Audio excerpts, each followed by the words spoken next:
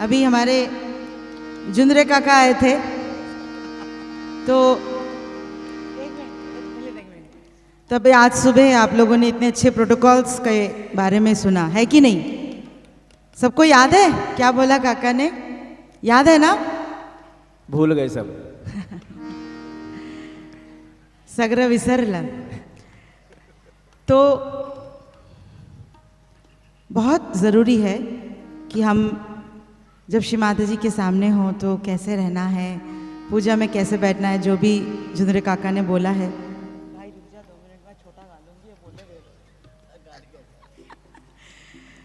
तो उसमें से और एक चीज़ भी बहुत ज़रूरी है। देखिए, जब हम पूजा करते हैं श्री माता जी का, तो सबसे इम्पोर्टेंट कौन है पूजा में?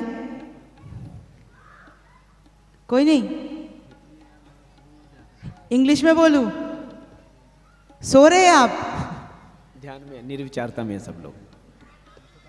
क्या बात? अरे वाह, सही जवाब है ना। श्री माता जी सबसे चलिए, जिन्होंने बोला उनके लिए ताली बजा दीजिए। हाँ भाई, थैंक बाकी यू। सोते रह गए। तो सबसे इम्पोर्टेंट श्री माता जी हैं। जब श्री माता जी हमसे बात करती है, जब वो कुछ बोलती है स्पीच में, तो उसे हम जब सुनते हैं और माँ लास्ट में बोलती है, आप सबको अनंत आशीर्वाद। ये सौभाग्य सिर्फ सहयोगी हमको मिला हुआ है, क्योंकि माँ देती है वो कभी वापस नहीं लेती जो देती है। हम उसको कैजुअली लेते हैं चीज़ों को, तो वो हमारी गलती है। तो इसीलिए कभी भी आप कलेक्टिव में मेडिटेशन कर रहे हो या आप पूजा में हैं, कभी भी श्री माता जी का स्पीच हमें नहीं काटना चाहिए, क्योंकि माँ पूरे ड्यूरिंग द होल स्पीच वो हमको क्लियर करती है।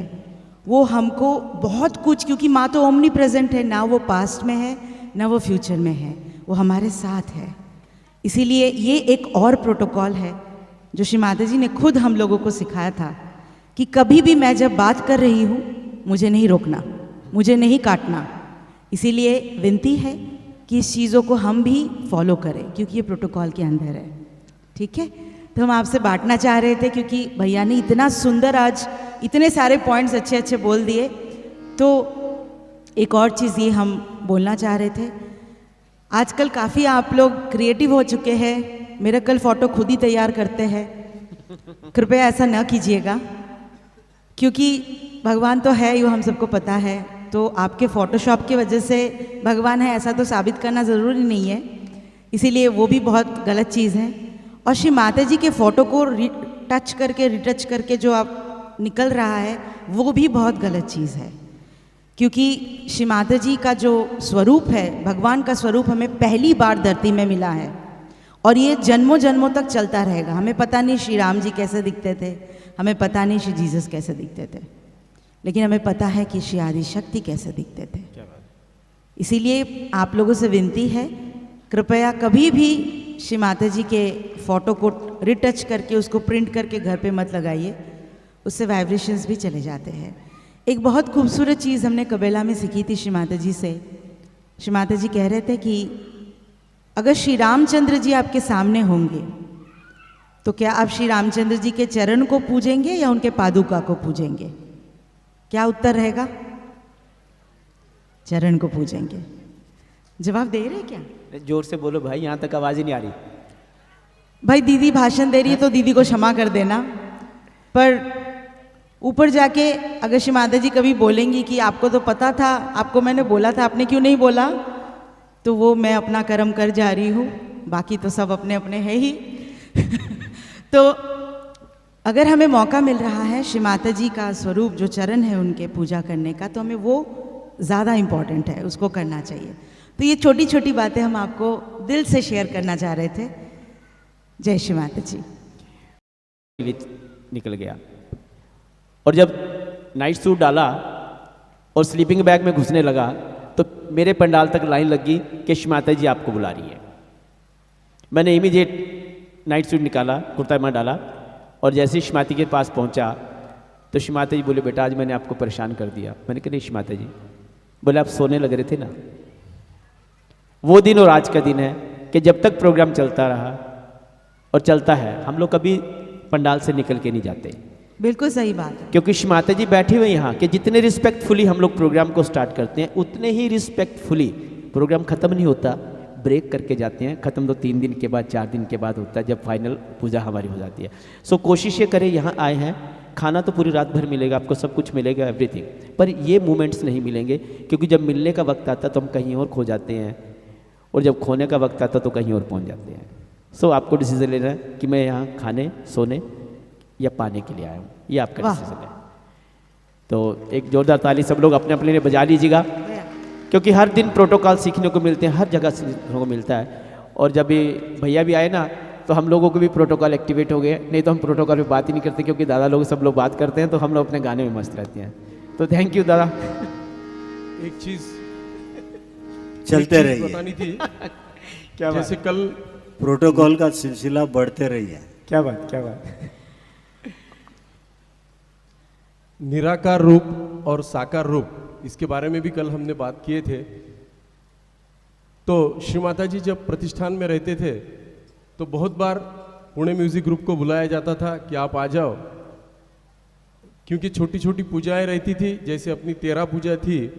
उसके अलावा भी श्री माता जी जब प्रतिष्ठान में रहते थे और कोई त्यौहार रहता था तो उस त्यौहार में श्री माता जी के श्री चरणों को पूजा जाता था। तो उसके लिए हमको एक दिन ऐसा ही बुलाया गया, सभी म्यूजिशियंस वहाँ पे पहुँचे और कुछ गिने चुने 15-20 सहयोगी भी पहुँचे थे। और हम लोग श्री माता जी की राह देखते बैठे थे। बहुत देर हो गया लेकिन श्री माता जी आए नहीं। मैसेज आया कि श्री माता जी अभी आराम कर रहे हैं। बाद में मैसेज आया श्री माता जी अभी मेडिटेशन कर रहे हैं। बाद में बताया गया कि निराकार में पूजा करने के लिए बोला गया है। श्री माता जी प्रतिष्ठान में ही थे लेकिन पूजा निराकार में की गई और हम सब नाराज हो गए कि अरे श्री माता जी होके भी हमको दर्शन नहीं मिले, और बस शांति से अपने घर में चले गए। दूसरे दिन फिर से 3 बजे सबको फोन आए कि आज फिर श्री माता जी ने बुलाया है, आप आ जाओ, भजन होंगे। हम सब बड़ी खुशी से कल नहीं हुआ बहुत नाचते हुए वहाँ पे पहुँचे। वहाँ पे पहुँचने के बाद में कल की जगह पे बैठ गए। सारा पूरा तामझाम वैसा ही था, श्री माता जी का सिंहासन था, हम लोग बैठे थे। फिर श्री माता जी नहीं आए।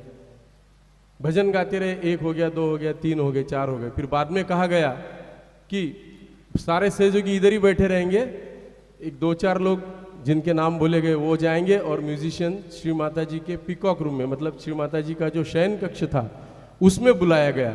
मैं बोला बाप रे क्या बात है, श्री माता जी की पूजा उनके शयन कक्ष में ही करने को मिलने का मौका मिला है। इससे अच्छा सौभाग्य क्या हो सकता है कि श्री माता जी के आज दर्शन हो जाएंगे। हम सब म्यूजिशियन वहाँ पे गए और देखते क्या, हमारे लिए सामने कारपेट था, हम बैठे थे, श्री माता जी उधर थे और बीच में पार्टीशन था। हमको श्री माता जी नजर नहीं आ रहे थे। और श्री माता जी हाँ अभी ये लो, हाँ आता ते करा, हाँ आता हे करा, हाँ आता छोटी सी पूजा करा, सब जो बोल रहे थे वो सब हम सुन रहे थे। हमारे कुछ नए भजन भी थे, उसकी तारीफ श्री माता जी कर रही थी, लेकिन हमें श्री माता जी नहीं दिखे, साकार में उसी रूम में रह के भी नहीं दिखे। तो इसके ऊपर से आप समझ सकते हैं कि साकार क्या और निराकार क्या, होते हुए भी नजर नहीं आते और नहीं होते हुए भी नजर आते। क्या बात, नजर चाहिए, नजर की बात है, नजर से नजर का ख्याल चलते रहता है। जय श्री माता। ये भाई जब मेरा 3रा साल था गणपति पुले में, और जब माँ के सामने गाने बैठा, एक भजन गा लिया मैंने, तो गाने के बाद श्री माता जी मेरे को बोले बेटा भक्ति जो है निराकार की होती है, साकार की नहीं होती। तो भक्ति जो है निराकार में रहती है, साकार में नहीं होती। अब आनंदित आजा भाई ने तो ये मेरे गाने का समय यही था, तो मेरा गाने का नाम था प्रोटोकॉल। आप गाइए भैया, मैं कल गाई।